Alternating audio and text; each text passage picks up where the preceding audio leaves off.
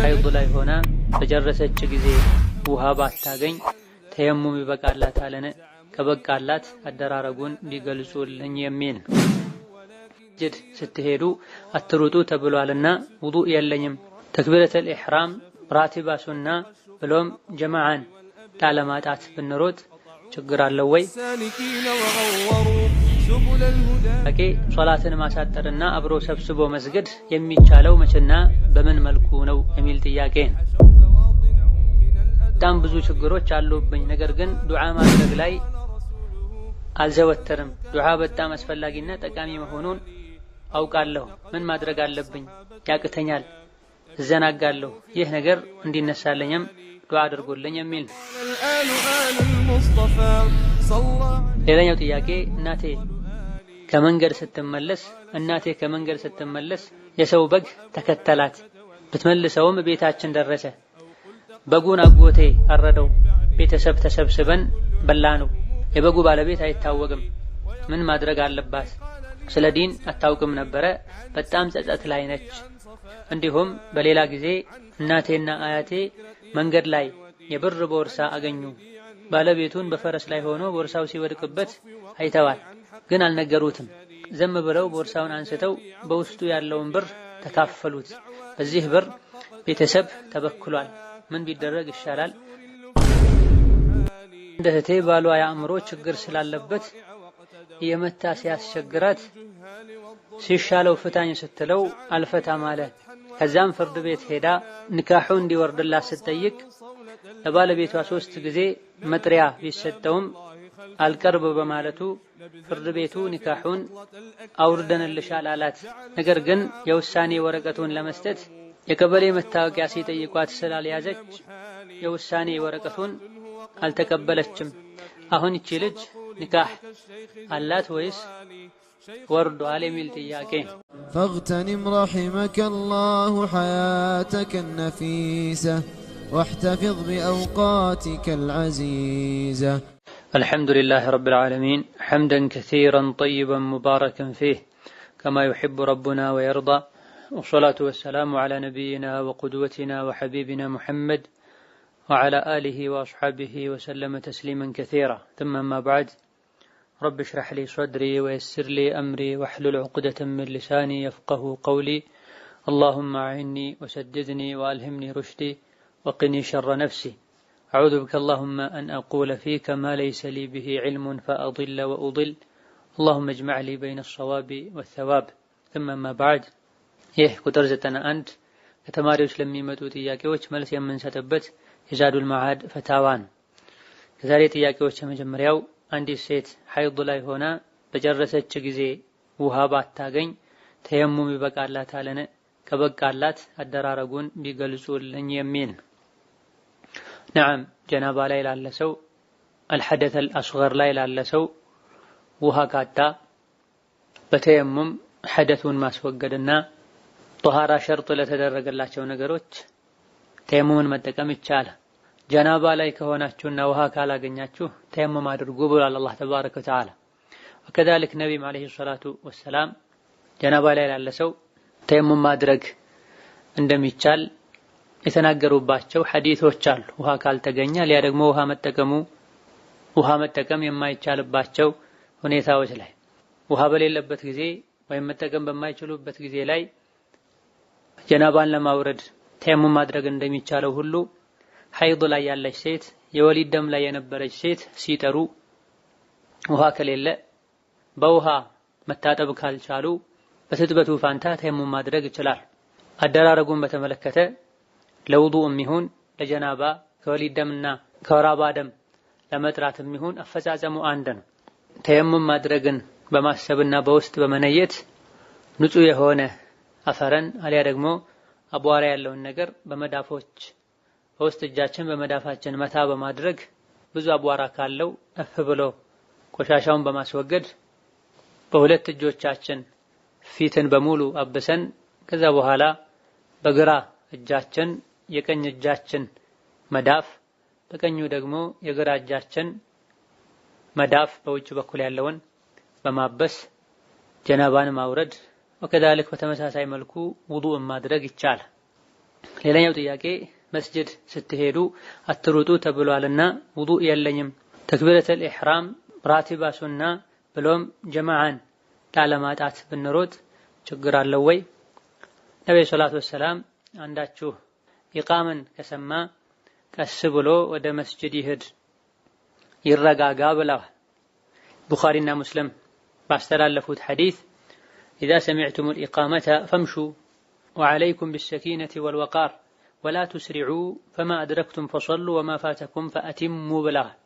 ኢቃም ከሰማችሁ ቀስ ብላችሁ ወደ ሶላት ሂዱ፣ አደራችሁን ተረጋጉ፣ እንቅስቃሴያችሁም እርምጃችሁም መላ የሰውነት እንቅስቃሴያችሁም በእርጋታ የተሞላ ይሁን፣ ወላ ቱስሪዑ አትፍጠኑ ብለዋል። ቀስ ብላችሁ ሄዳችሁ ያገኛችሁትን ያክል ስገዱ፣ ያለፋችሁን ተነስታችሁ ሙሉ ብለዋል።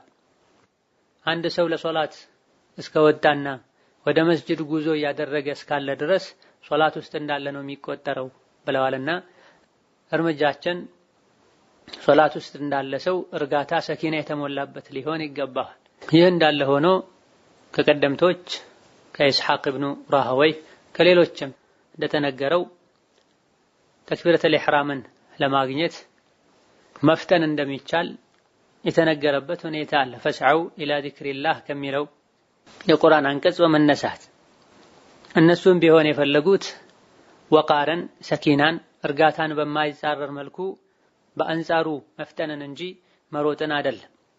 ይልቅ ለሶላት ቀደም ብለን ልንዘጋጅ፣ አዛን ከተባለ ኢቃም ከተቃረበ በኋላ ዝግጅት ጀምረን ከመጣደፍ ልንታቀብ ይገባናል።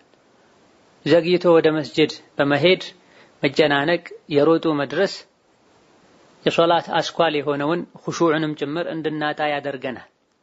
ፈስዐው ኢላ ዚክሪላህ አላህን ወደ ማስታወስ ወደ ሶላት ወደ ዒባዳ ፍጠኑ የተባለው በጥቅሉ ለዒባዳና ለሶላት ከሌሎች ነገሮች ቅድሚያ እንድንሰጥ ወቅቱ ከደረሰ ፈጥነን ወደዛ እንድንሄድ ለማሳሰብ እንጂ ዘግይታችሁ ኢቃም ሲደርስ ሩጡ ለማለት አይደለም። በጥቅሉ አላህን ወደ ማስታወስ ወደ ዒባዳ ወደ መልካም ነገር ፍጠኑ ተብሏል።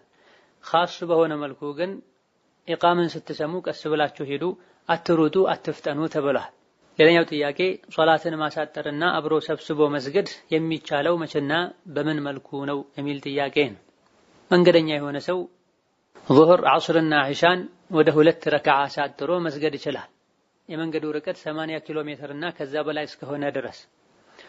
እንደዚሁ ደግሞ በአብዛኞቹ ዑለሞች አስተያየት መሰረት ከ4 ቀን በላይ እቆያለሁ ብሎ ወስኖ እስካልሄደ ድረስ የመንገዱ ርቀት ከ80 ኪሎ ሜትር በታች ከሆነ አብዛኞቹ በመረጡት፣ እንደዚሁ ደግሞ ከ4 ቀን በላይ እቆያለሁ ብሎ ከሆነ ሄደው ማሳጠሩ አይፈቀድም።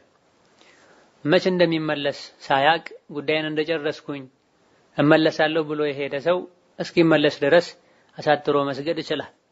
በአንድ ሰብስቦ መስገዱን በተመለከተ ጉዞ ላይ እስካሉ ድረስ እየሰበሰቡ መስገድ ይቻላል፣ ችግር የለው። ከሚሄዱበት ከደረሱ በኋላ ከሆነ ግን ካልተቸገሩ በስተቀር ሁሉንም ሶላት በየወቅቱ ቢሰግዱ የተሻለ ነው። ጀምዑ ለሓጃ ነው፣ አስፈላጊ ሲሆን ነው ሁለቱን ሶላት ዙህርና ዐስርን መግሪብና ዒሻን አዘግይቶ ወይም አስቀድሞ በአንድ መስገድ የሚቻል። አስፈላጊ ካልሆነ ሰግዶ ለመተኛት ብቻ ሰግዶ ለመቀመጥ ብቻ ከሆነ በየወቅቱ መስገዱ በላጭና የተሻለ ነው። ሆኖም መንገደኛ በመሆን ብቻ ሰብስቦ መስገዱ ይቻላል። በላጩ ግን ሁሉንም በወቅቱ መስገድ ነው ካልተቸገሩና ጉዞ ላይ ካልሆኑ። ይህ እንዳለ ሆኖ በሽተኛ ሁሉንም ሶላት በወቅቱ መስገድ ከከበደው ሰብስቦ መስገድ ይችላል። ዙህርን ከዐስር መግሪብን ከዒሻ አዘግይቶ ማስቀድሞ። ማሳጠር ግን መንገድ ከመውጣት ጋር ብቻ የተያያዘ ነው። ሌላኛው ጥያቄ እናቴ ከመንገድ ስትመለስ የሰው በግ ተከተላት፣ ብትመልሰውም ቤታችን ደረሰ። በጉን አጎቴ አረደው፣ ቤተሰብ ተሰብስበን በላ ነው። የበጉ ባለቤት አይታወቅም፣ ምን ማድረግ አለባት? ስለ ዲን አታውቅም ነበረ፣ በጣም ጸጸት ላይ ነች። እንዲሁም በሌላ ጊዜ እናቴና አያቴ መንገድ ላይ የብር ቦርሳ አገኙ። ባለቤቱን በፈረስ ላይ ሆኖ ቦርሳው ሲወድቅበት አይተዋል፣ ግን አልነገሩትም። ዘም ብለው ቦርሳውን አንስተው በውስጡ ያለውን ብር ተካፈሉት። በዚህ ብር ቤተሰብ ተበክሏል። ምን ቢደረግ ይሻላል? እናቴ አሁን ዲኑን ስትረዳ ተጸጸተች፣ ምን ታድርግ የሚል ጥያቄ ነው። የራሳችን ያልሆነን አሊያ ደግሞ ባለቤቱ በሙሉ ፈቃደኝነት ያልሰጠነን ማንኛውንም ነገር አንስተን ልንጠቀም አይገባም።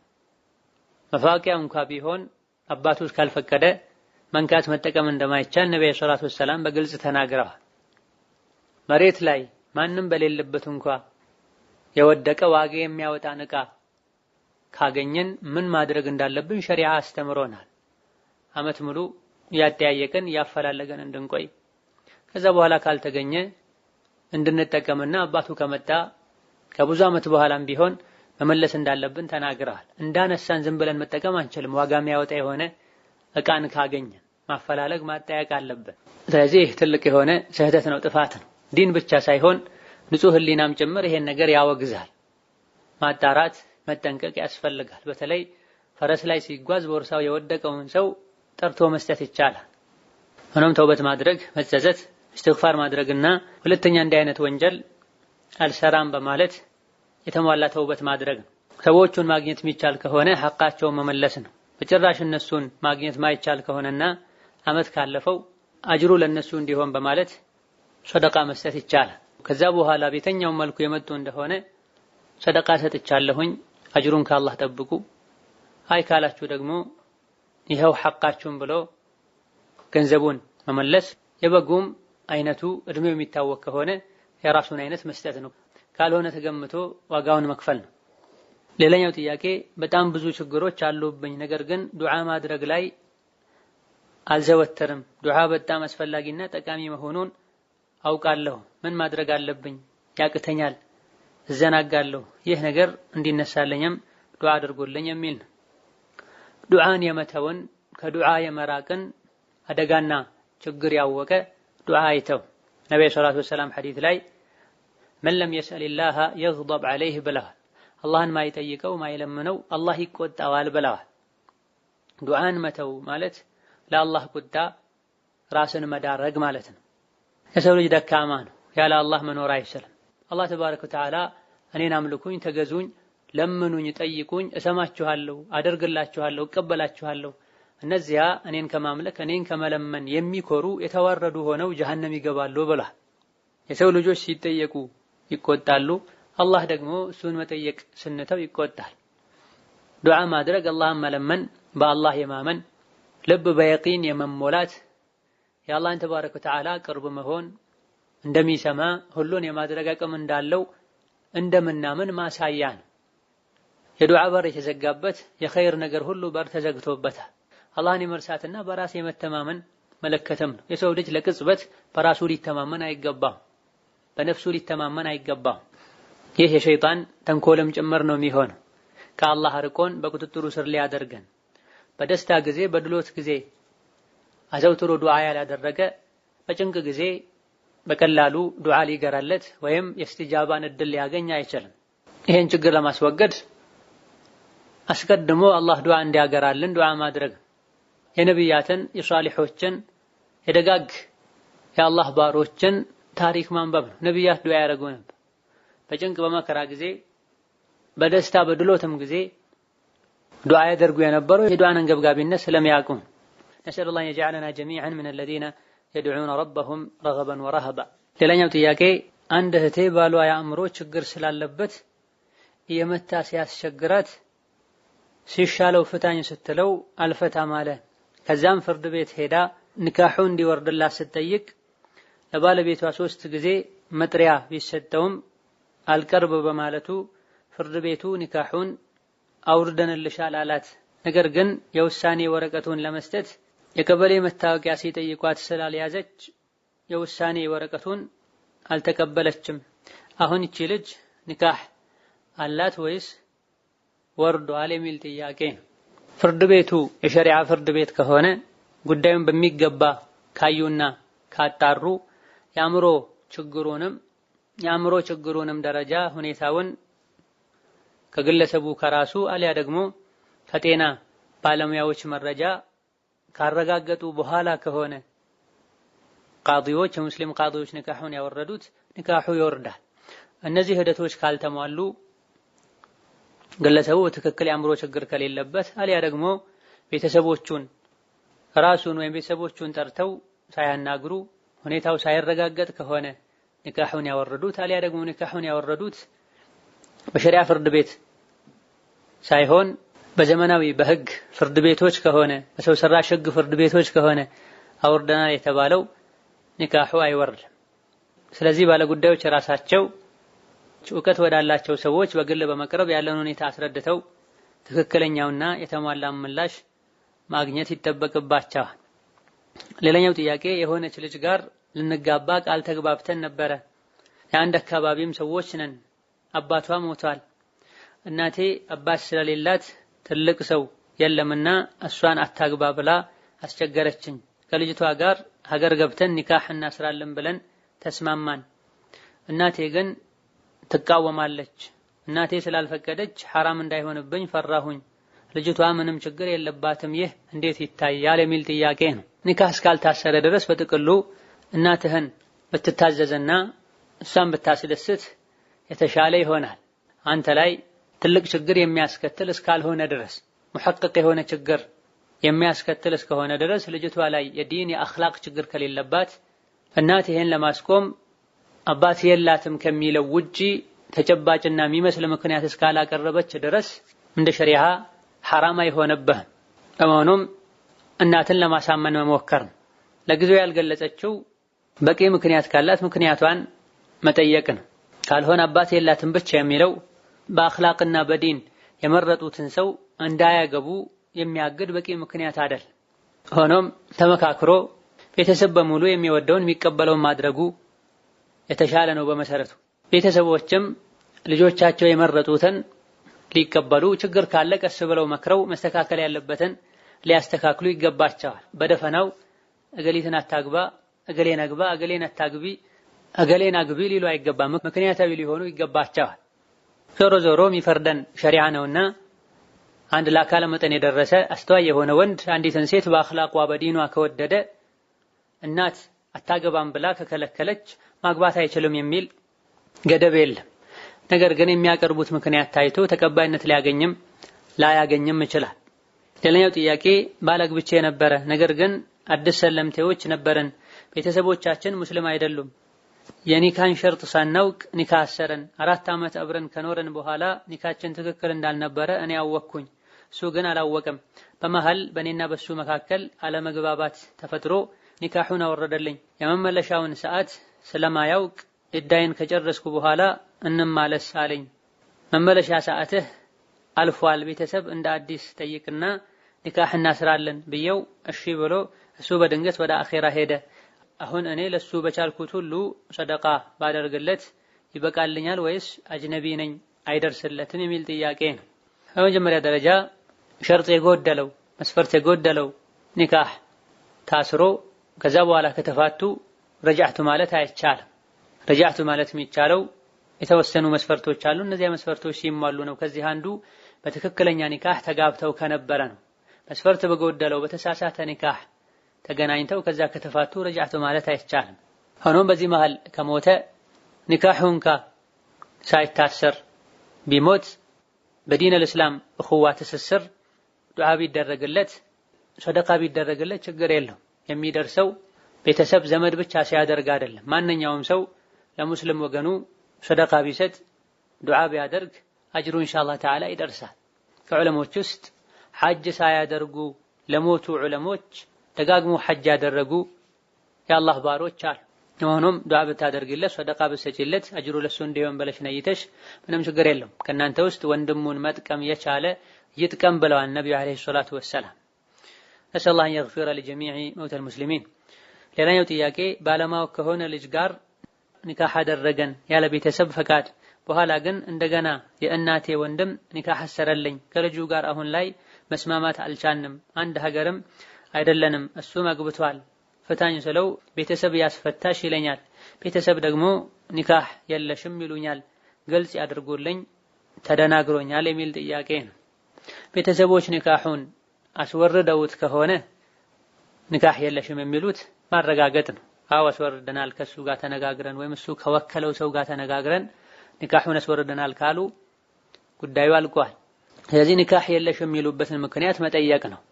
እነሱ በደፈናው ኒካህ የለሽም ካሉ እሱ ግን ቤተሰብ ያስፈታሽ ካለ አልፈታም ካለ በሸሪዓ ፍርድ ቤት ቀርቦ ኒካሁን ማውረድ ነው።